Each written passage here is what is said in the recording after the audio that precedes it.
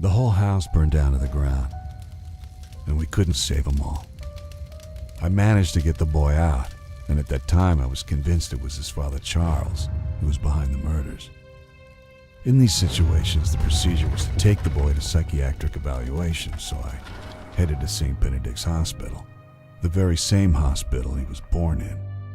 It was only fitting to visit it once more. He was sitting quietly in the back seat, staring at me through the mirror.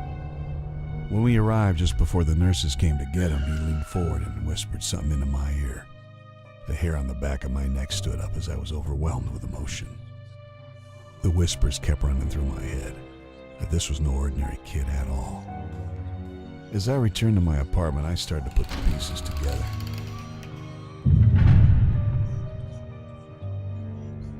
They were all pointing at the boy. How could I not see this before? Was Charles right all along? Was I actually helping the devil's son?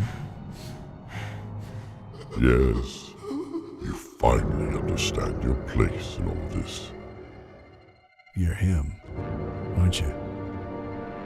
Come now. You have been able to sense it all along. Deep inside you, there's been something telling you to do the right thing.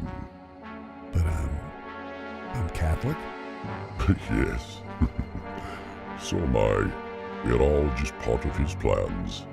My job is to make things slightly more interesting. And me, I'm also just a part of the plans.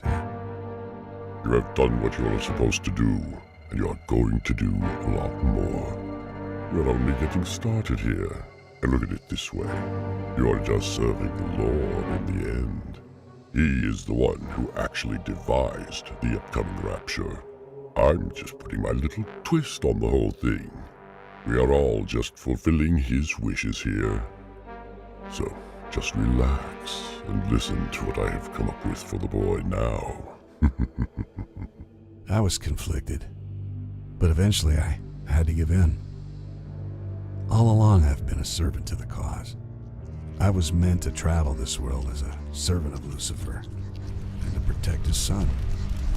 Lucifer had a plan that would bring everything together, and it was my job to see after Lucius. He'll have to look for the answers to this little game that's been created for him. The Dark Lord has taken his powers away and leveled the playing field. It will not be an easy task for the boy, but it's all necessary sacrifice that will, in the end, pan out the way it was supposed to.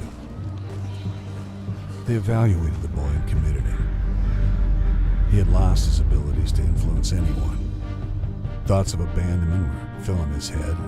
His thirst for blood was gone along with the rewards he'd already been given. It took 6 months until the boy was woken again. No blood was spilled. Someone up there was happy. It finally happened when they brought 2 new patients in. They were both rambling about a prophecy, and to make things more interesting, the other one was a woman of the cloth. Immediately, Lucius realized that there was more that he had to do, so in the blink of an eye, he attacked them. There was a fire inside him again. He was not forsaken. He felt useful again. However, the employees managed to put him down. He was drugged, dragged to shock therapy. The boy had gathered a following throughout the hospital. Some of the patients naturally looked after the boy, but not these employees. They shackled him, imprisoned the prince. They laid him down on the bed ready to be shocked. But what they did not know, and what they could not guess, is the answer to a question. What happens when you shock the devil's son?